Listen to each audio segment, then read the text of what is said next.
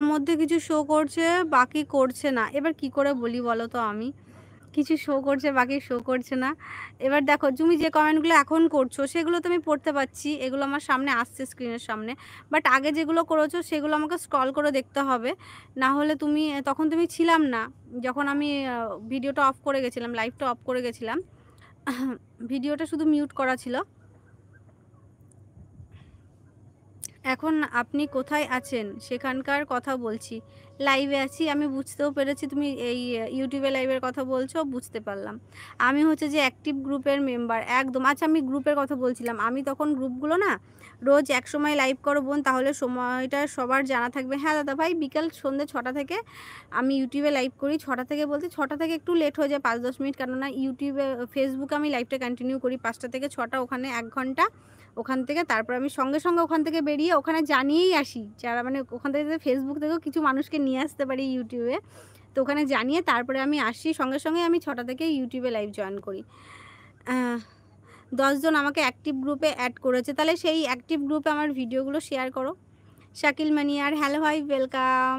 একদম আমি প্রচুর গ্রুপে ছিলাম। আমারও আমি যে গ্রুপে অ্যাডমিন ছিলাম, মানে সেই গ্রুপগুলোতে কিরকম ভালো হতো বলো তো? যে এখনও হয় যে যারা ছবি পোস্ট করে সেখান থেকে ফার্স্ট, সেকেন্ড, থার্ড বাছা হয়। তাদের সেই ৩ জনের ছবি দিয়ে তাদের কি বলে লাইকের অপশানে স্ক্রিনশট নিয়ে সেগুলো আবার কি ছিল ফটো পিক পিক বলে কি বেশ একটা অ্যাপ ছিল।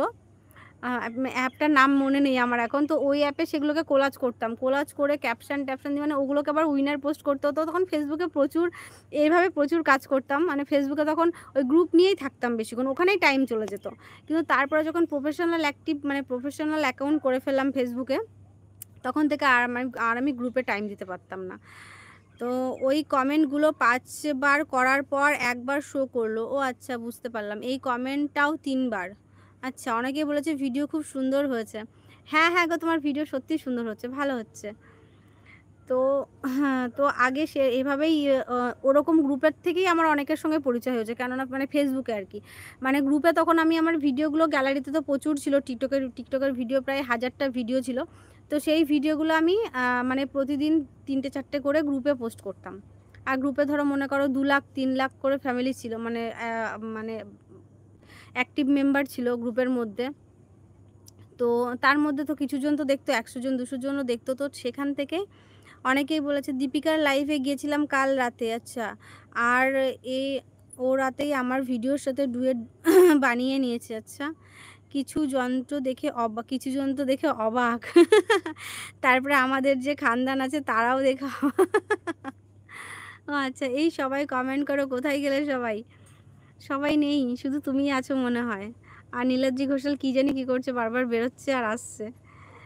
তো যাই হোক, সেখান থেকেই ওই গ্রুপ থেকেই একটু বেশি মানে গ্রুপ থেকেই তারপরে মানে মেন যে প্রোফাইল আমার, সেই প্রোফাইলে আপলোড করা ভিডিও।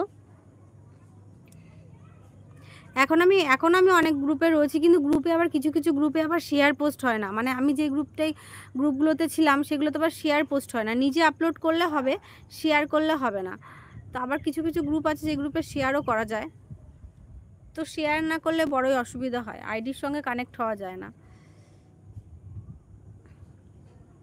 তুমি এক কাজ করো, বাইরে বেরিয়ে আরেকবার ঢোকো। আচ্ছা, কাকে বলছো? নীলাদ্রি ঘোষালকে? হ্যাঁ, তোমার যদি কমেন্টের অসুবিধা হয়, দেখো রাত হচ্ছে যত, তো আছি। আচ্ছা, তন্ময় দাদাভাইও আছে। রাত হচ্ছে মানে অন্ধকার হয়ে যাচ্ছে এখানে, আর আমার ফোনের মনে হয় ফোকাস মনে হয় বাড়ছে।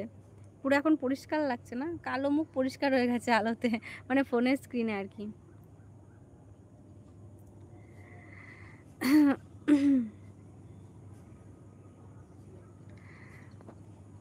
বাপরে! 6:45 বেজে গেল। জামাকাপড় এখনো ওঠাইনি। তবে আমার এখানে এখনো আলো রয়েছে। আজকে বানিয়েছি আমসত্ত্ব। আমসত্ত্বর ভিডিও, ব্লগ ভিডিও এসে যাবে। তার আগে সেই পাস্তার ভিডিওটা আসেনি। ভয়েস ওভার দিয়ে রেখেছি। কালকে মনে হয় পাস্তার ভিডিওটা আপলোড করতে হবে। আর আমসত্ত্বর ভিডিওটা আজকে বানালাম। মানে পাকা আম দিয়ে আমসত্ত্ব করেছি আজকে। ১ম বার। আমের আচারও ১ম বার বানিয়েছি। আমসত্ত্বটাও আজকে ১ম বার বানালাম। সেই ভিডিও কালকে আসবে। কালকে না, কাল পরশু আসবে। ভয়েস ওভার দেওয়া বাকি। কেন ভয়েস না দিলে পরে আর ভিডিও আপলোড করা যায় না। কেন ভিডিও বানাতে তো ভয়েস দেওয়া যায় না। রান্না করতে যদি ভিডিও করি, তো ভয়েসটা পরে দিতে হয়। সেইজন্য প্রচুর প্রবলেম হয়ে যায়। ভয়েসের জন্য আর ভিডিও আপলোড দেওয়া